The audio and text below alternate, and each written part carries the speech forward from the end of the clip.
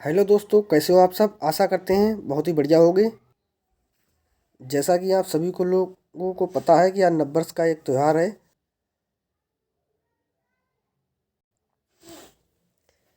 इस नववर्ष पर आपके माता पिता के सपनों को एक नया आयाम मिले और आप लोगों को जल्दी से एक सरकारी नौकरी मिल जाए, जिससे जिससे हर भाई बहन के घर में खुशियों का त्यौहार मनाया जा सके। आपका हमारे NSS rifles academy YouTube channel पर हार्दिक स्वागत है। Happy new year 2024। आप सभी लोगों को नववर्ष 2024 में प्रवेश करने पर बहुत बहुत शुभकामनाएं। आप लोगों का सपना इसी वर्ष पूरा हो, इसी मंगल कामना के साथ हम अपनी क्लास को आगे बढ़ाएंगे। दोस्तों, इससे पहले हमने ज्योग्राफी का सामान्य परिचय दे चुके हैं। अब हम आपको विश्व का भूगोल की थोड़ी सी जानकारी देंगे, जिससे आप अपने ज्ञान को बढ़ा सकें। उम्मीद करते हैं आप लोग हमारी क्लास को देखते हुए बहुत ही अच्छा महसूस कर रहे होंगे और आप अपने ज्ञान को भी आगे बढ़ा रहे हैं। ये क्लास ज्योग्राफी स्पेशल है, जिसमें आप लोग अपने भूगोल विषय को बहुत ही बढ़िया तरीके से समझकर और अधिक अपने ज्ञान में वृद्धि कर सकते हैं। हम अपनी शुरुआत विश्व के भूगोल से करेंगे। विश्व के भूगोल को दो भागों में विभाजित किया गया है। नंबर 1 सामान्य परिचय में और नंबर 2 विश्व का प्राकृतिक भूगोल में। सामान्य परिचय के अंतर्गत हम पृथ्वी की उत्पत्ति, पृथ्वी का भूगर्भिक इतिहास का अध्ययन करेंगे। वहीं विश्व का प्राकृतिक भूगोल के अंतर्गत भूआकृतिक विज्ञान, समुद्र विज्ञान, जलवायु विज्ञान का अध्ययन करेंगे। तो हम बात करते हैं पृथ्वी की उत्पत्ति के बारे में। एक छोटा सा सवाल आता है कि हमारी पृथ्वी किस तरह बनकर तैयार हुई। अलग अलग विद्वानों के अलग अलग मत दिए गए हैं, तो हम अपनी क्लास को ज़्यादा लंबा नहीं करेंगे और अपनी बात को आगे बढ़ाते हैं। थोड़ा सा पृथ्वी की उत्पत्ति के बारे में सामान्य परिचय है। भूगोल यूनानी भाषा के शब्द जियो प्लस ग्राफीन से मिलकर बना है, जहाँ जियो का अर्थ पृथ्वी एवं ग्राफीन का अर्थ वर्णन या व्याख्या करना होता है। अर्थात पृथ्वी की संपूर्ण रूप से अध्ययन करना भूगोल कहलाता है। यानी कि भू आकृति विज्ञान, समुद्र मंडल एवं जलवायु मंडल का हम इसके अंदर अध्ययन करेंगे। अध्ययन शास्त्र के रूप में भूगोल का अध्ययन प्रसिद्ध यूनानी विद्वान एराटोस्थनीज ने किया था एवं इन्हीं ने सर्वप्रथम भूगोल के लिए जियोग्राफिका शब्द का प्रयोग किया था। अगला पॉइंट है, भूगोल की शाखाओं के रूप में इस विषय में मुख्यतः भौतिक भूगोल एवं मानव भूगोल का अध्ययन किया जाता है। भूगोल मनुष्य और पर्यावरण के पारस्परिक संबंधों के अध्ययन के रूप में विकसित हुआ है, जहाँ मुख्यतः दो विचार प्रासंगिक हैं। नंबर 1 संभावनावाद का सिद्धांत और नंबर 2 नियतिवाद का सिद्धांत। तो हम बात करते हैं संभावनावाद का सिद्धांत। मनुष्य अपने पर्यावरण में परिवर्तन करने में समर्थ है तथा वह प्रकृति के द्वारा प्रदान की गई अनेक संभावनाओं को, विकल्पों को अपनी परिस्थिति एवं इच्छा के अनुरूप प्रयोग कर रहा है। अर्थात कहने का मतलब यह है कि अगर हम कोई भी परिवर्तन करते हैं, मानव जैसे कि पेड़ पौधे काट रहा है या कुछ भी जैसे कि खनन कर रहा है, तो यह मौका हमें कौन देता है? हमें पृथ्वी ही तो दे रही है, या प्रकृति ही हमें तो ये मौका दे रही है कि हम पेड़ पौधे काट रहे हैं। आजकल हमारे वातावरण में कार्बन डाइऑक्साइड बढ़ता जा रहा है, ओजोन परत का क्षरण होता जा रहा है। जब तक प्रकृति हमें मौका देती रहेगी तब तक हम उसका दुरुपयोग करते रहेंगे, लेकिन जब एक सीमा के अंत में हम पहुंच जाएंगे तो प्रकृति भी हमें ये अवसर देना बंद कर जाएगी। इसीलिए सरकारें भी क्या कर रही हैं, प्रदूषण के लिए तरह तरह के नियम बना रही हैं, कानून बना रही हैं, जिससे कि हम अपनी आने वाली पीढ़ी को सतत विकास के लिए संसाधन उपलब्ध करा सकें। क्योंकि अगर जैसे जल है, जल का हम दोहन करते रहेंगे तो हम अपनी आने वाली पीढ़ी को नहीं दे पाएंगे। इसे ही संभावनावाद का सिद्धांत कहते हैं। अब बात करते हैं हम नीतिवाद का सिद्धांत। तो नीतिवाद के सिद्धांत की बात करते हैं। इस सिद्धांत के अनुसार मनुष्य के जीवन से जुड़े हुए समस्त कार्य एवं क्रियाकलाप पर्यावरण द्वारा ही निर्धारित होते हैं। अर्थात कहने का मतलब है कि मनुष्य और प्रकृति का एक बहुत ही गहरा संबंध है। हम जो भी कार्य करते हैं प्रकृति पर ही निर्भर होकर करते हैं। मनुष्य को जो भी प्रकृति उपलब्ध कराती है वो एक स्वतंत्रता, एक सीमित है।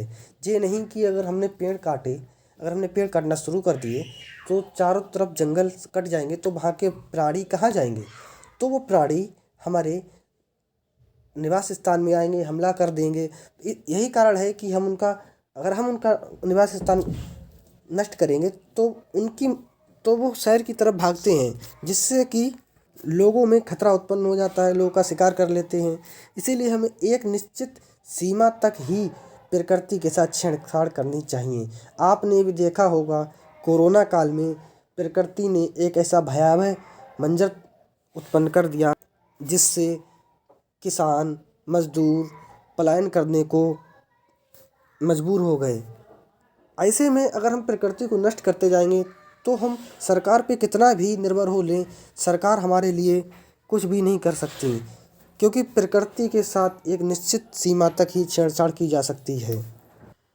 इसीलिए आप लोग प्रकृति द्वारा प्रदान की जाने वाली वस्तुओं का अपने कार्य के लिए उपयोग होने पर ही दोहन करें।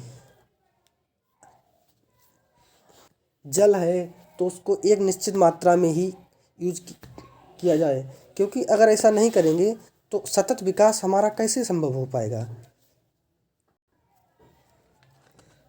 चलो नेक्स्ट पेज पे जाएंगे।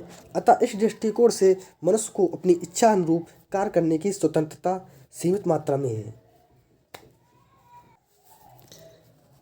आधुनिक भूगोल का जनक अलेक्जेंडर वान हम्बोल्ट को कहा जाता है तथा मानव भूगोल के जनक फ्रेडरिक एडजेल हैं। सर्वप्रथम मापक के आधार पर विश्व का मानचित्र बनाने वाले एनएजी मेंडर हैं। आधुनिक काल में किए गए कुछ विश्लेषणों और कालांतर में पर्यावरण के अंतर्गत आने वाली समस्याओं को भूगोल विषय के अध्ययन के अंतर्गत शामिल किया गया है। इसीलिए भूगोल के अध्ययन को कुछ महत्वपूर्ण अवधारणाओं और उपागमों के अंतर्गत किया गया है। नंबर 1 कौन कौन सी अवधारणाएं हैं, तो नंबर 1 है पर्यावरण उपागम। इसके अंतर्गत पर्यावरण में घटने वाली समस्त घटनाओं एवं क्रियाकलापों के विभिन्न आयामों का अध्ययन करना होता है। इसका तात्पर्य यह है कि हमारे पर्यावरण में जो भी घटित घटनाएं होती हैं तो उसका अध्ययन हम पर्यावरण उपागम के अंतर्गत करते हैं। अगला है प्रादेशिक उपागम क्या है, तो इसके अंतर्गत पूरी पृथ्वी को प्राकृतिक विभाजन के अलावा प्रदेशों में भी विभाजित किया गया है और विभाजित किए गए प्रत्येक प्रदेश की जलवायु दशाएं, उच्चावच, मृदा, खनिजों के प्रकार आदि में विभिन्नताएं होती हैं। तात्पर्य है कि अगर आपकी यूपी की जलवायु अलग होगी तो मध्य प्रदेश, बिहार की अलग अलग जलवायु होगी, मृदा अलग होगी। वहाँ उच्चावच का मतलब है स्थलाकृति, यानी कि अगर उत्तर प्रदेश की स्थलाकृति अलग है, बिहार की अलग है, और हम पर्वतीय क्षेत्र में चलें वहाँ की स्थलाकृति अलग होगी। मेघालय है, नागालैंड है, मिजोरम है, और खनिज भी अलग अलग स्थानों पर अलग अलग प्रकृति के मिलेंगे। अब हम बात करते हैं सांख्यिकी उपागम। सांख्यिकी उपागम का मतलब है इस उपागम के अंतर्गत जनसंख्या एवं जनजाति, प्रवास, आवास से संबंधित विभिन्न आंकड़ों को शामिल किया गया है। अर्थात इसके अंतर्गत हम जनसंख्या है, जनजाति क्या है, कहाँ निवास स्थान है जनजातियों का, और तब इससे संबंधित जो आंकड़े आते हैं उसका अध्ययन करेंगे। अब बात करते हैं हम भौतिक उपागम की।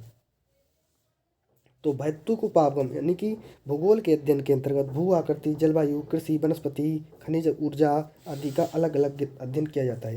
यानी कि भौतिक उपागम की बात करें तो हमारी जलवायु हो गई, कृषि हो गई, वनस्पति हो गई, खनिज हो गई, ऊर्जा हो गई, इसका अध्ययन हम भौतिक उपागम के अंतर्गत करते हैं। अब बात हम करते हैं पृथ्वी की उत्पत्ति से संबंधित परिकल्पनाएं एवं सिद्धांत। तो अलग अलग विद्वानों ने अलग अलग परिकल्पनाएं और सिद्धांत दिए हैं, जैसे कि अद्वैतवादी सिद्धांत अद्वैतवादी परिकल्पना। अद्वैतवादी परिकल्पना आधुनिक सिद्धांत। अद्वैतवादी परिकल्पना के अंतर्गत हम बात करें तो इमैनुअल कांट का सबसे लोकप्रिय सिद्धांत है वायव्य राशि परिकल्पना। इसको हम गैसियस नेबुला हाइपोथेसिस भी कहते हैं। ऐसे ही अद्वैतवादी परिकल्पना में लाप्लास की परिकल्पना आती है, जिन्होंने लाप्लास की न्यायिका परिकल्पना पर अपना सिद्धांत प्रस्तुत किया। अब यहीं बात करें अद्वैतवादी परिकल्पना की तो इसके अंतर्गत ग्रहाणु परिकल्पना आती है। ग्रहाणु परिकल्पना को टीसी चैम्बरलिन ने प्रस्तुत किया। इसको इंग्लिश में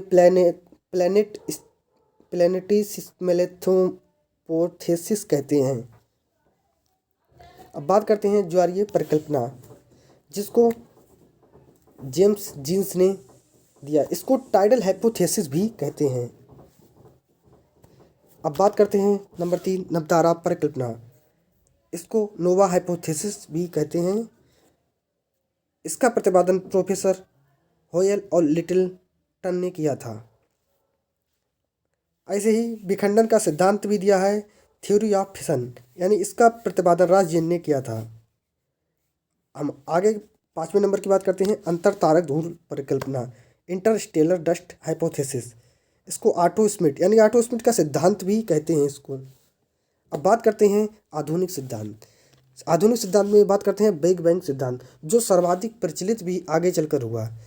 इसका प्रतिपादन जॉर्ज लेवेंतियर ने किया।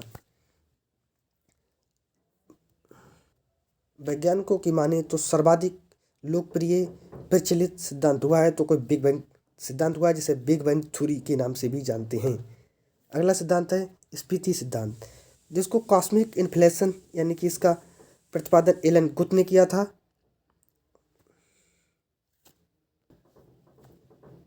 आप लोगों को हमारी वीडियो कैसी लगी? आशा करते हैं बहुत ही बढ़िया होगी। आपको, आपके परिवार को नववर्ष की ढेर सारी शुभकामनाएं।